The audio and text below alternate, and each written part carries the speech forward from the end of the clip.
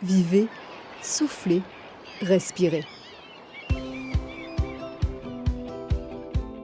Une série de podcasts que la Sofmer vous propose suite au 38e congrès annuel qui s'est tenu au Havre en octobre 2023 pour vous permettre d'aller à la rencontre des orateurs.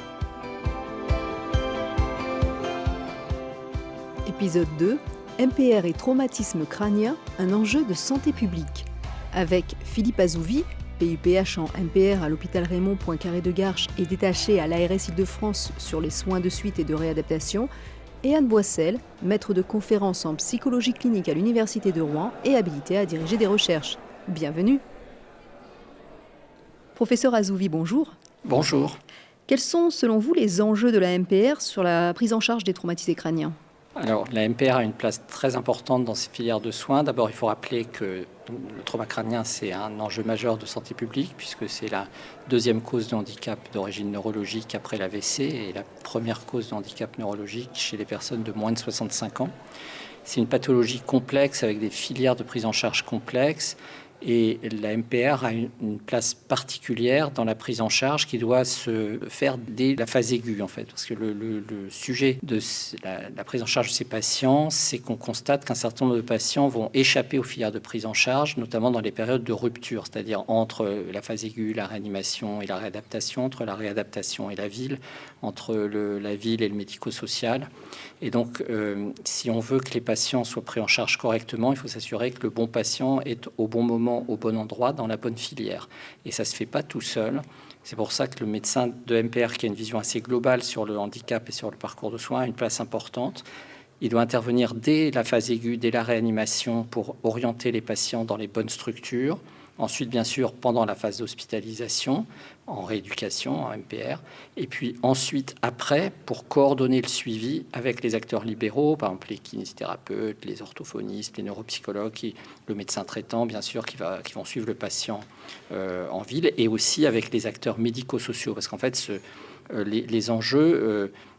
notamment en termes de réinsertion, de retour au travail, de reprise des activités, vont se poser souvent plusieurs mois, voire années après l'hospitalisation conventionnelle. Donc c'est un parcours qui dure vraiment toute la vie, et en tout cas de nombreuses années. Et il est très important que cette prise en charge soit bien coordonnée, que les différents acteurs soient coordonnés, et la MPR a un rôle particulièrement important pour faire le lien entre tout ça. Et on se rend compte que si c'est pas fait, eh ben on voit des patients qui échappent, qui passent à travers les mailles du filet, qui vont rentrer chez eux après la réanimation sans prise en charge adaptée, ou qui vont rentrer chez eux après la rééducation sans prise en charge, sans accompagnement adapté, et qui vont se retrouver en situation de rupture, par exemple, au niveau familial ou au niveau professionnel. Et c'est tout ce continuum dans la chaîne de soins, dans la filière, qui est important et qui est le rôle de la MPR. Et justement, est-ce que ce rôle est bien compris de l'ensemble des filières et qu'est-ce qu'il faudrait faire pour encore l'améliorer ? Alors, ce rôle est bien compris à certains endroits, mais pas partout. Je pense qu'il y a encore beaucoup d'endroits sur nos territoires où les choses ne sont pas bien structurées. Il y a un certain nombre de régions, un certain nombre d'établissements qui ont structuré les filières, mais ça n'est pas le cas partout. Il y a encore des établissements, parce que c'est quand même une pathologie qui n'est pas non plus hyper fréquente, des établissements qui n'ont pas ce savoir-faire, pas cette expertise, pas ce regard-là, ou pas les ressources, parfois tout simplement, parce qu'il n'y a pas de MPR partout. Il y a pas et donc, on voit qu'il y a encore pas mal de patients qui échappent. On avait fait, nous, une étude il y a une quinzaine d'années en Île-de-France, où on avait constaté que plus d'un tiers des patients, après la réanimation, après un trauma crânien sévère, en fait, rentraient chez eux à domicile sans aucun accompagnement.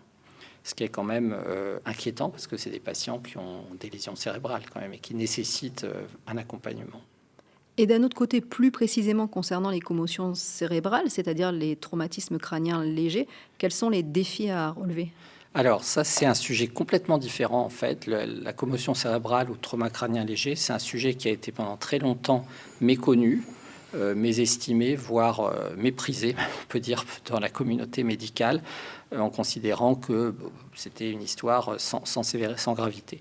Or, on sait aujourd'hui qu'il y a environ 15, voire 20, voire même un petit peu plus, que 20% des personnes qui ont eu un trauma crânien léger, qui ont passé par des services d'urgence, qui sont rentrées chez eux ensuite, qui, quand on les suit 6 mois, 1 an, vont garder des difficultés persistantes, avec parfois même des difficultés psychosociales, de retour au travail, etc.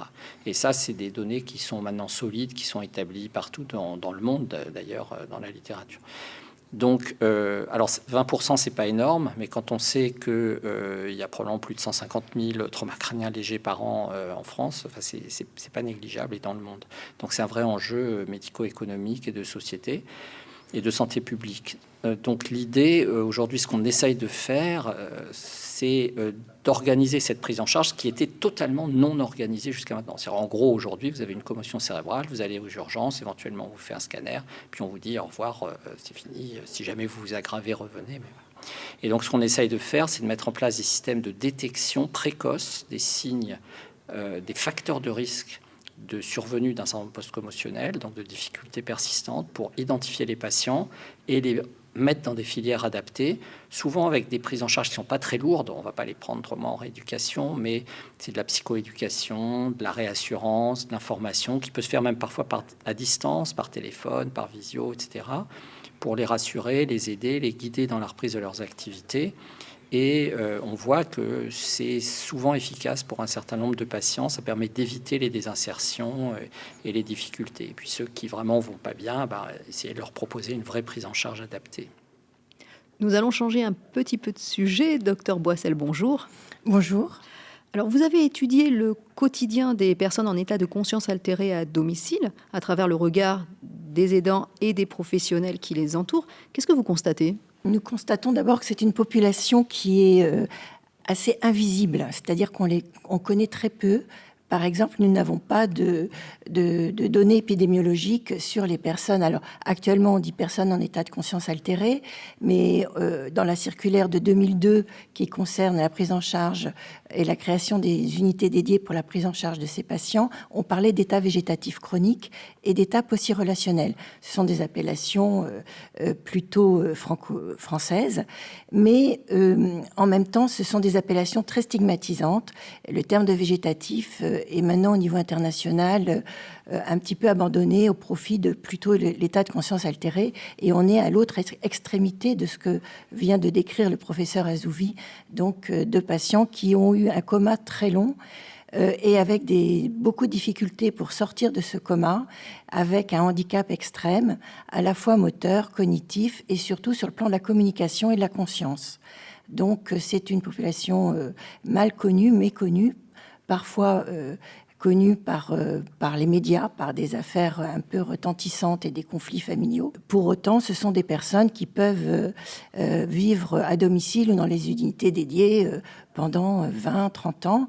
Et c'est d'ailleurs un des résultats, c'est-à-dire à domicile, nous avons constaté que les personnes qui étaient à domicile étaient là depuis en moyenne 13 ans, et c'était donc des parcours de vie à prendre en compte et à faire connaître et à soutenir. Pourquoi ce choix privilégié du retour à domicile par la famille ? Alors c'est vraiment essentiellement le choix de la meilleure qualité de vie pour le proche. C'est-à-dire en particulier tout ce qui concerne bien évidemment les soins qui sont très lourds et très nombreux, mais également toutes les activités d'animation, les stimulations, la sortie, l'insertion à l'extérieur, la vie familiale. Ça, c'est vraiment le souci de la qualité de vie et de garder son proche auprès de soi. Et puis, il y a un autre constat qui est fait très souvent par les familles, enfin c'est souvent ce qui arrive en premier lieu, c'est que l'état de conscience justement de ce patient est plus élevé en présence de quelqu'un qu'il connaît, qu'il aime, enfin voilà. C'est-à-dire que l'affectivité finalement éveille l'état de conscience, et ça c'est aussi une des raisons pour lesquelles les familles souhaitent que leurs proches soient avec eux. Est-ce que les aidants que vous avez interrogés sont, comme souvent, en majorité des femmes ? Pour le domicile, mais c'est vraiment très très particulier à cette étude sur le domicile, nous avons eu sur 26 participants, il y avait 21 situations, mais 26 participants aux interviews, et on avait un tiers d'hommes. donc majorité de 12 pères et un conjoint. Donc c'est très intéressant parce que on s'aperçoit qu'avec certaines modalités d'interview, on a finalement cette population masculine qui a aussi très envie de participer et de proposer son point de vue et son vécu par rapport à la situation notamment des enfants qui sont en état de conscience altérée. Je vous remercie. Merci beaucoup. Merci à vous. Vivez, soufflez, respirez, un podcast de la Société française de médecine physique et de réadaptation. Retrouvez les autres épisodes sur le site internet de la Sofmer. À bientôt!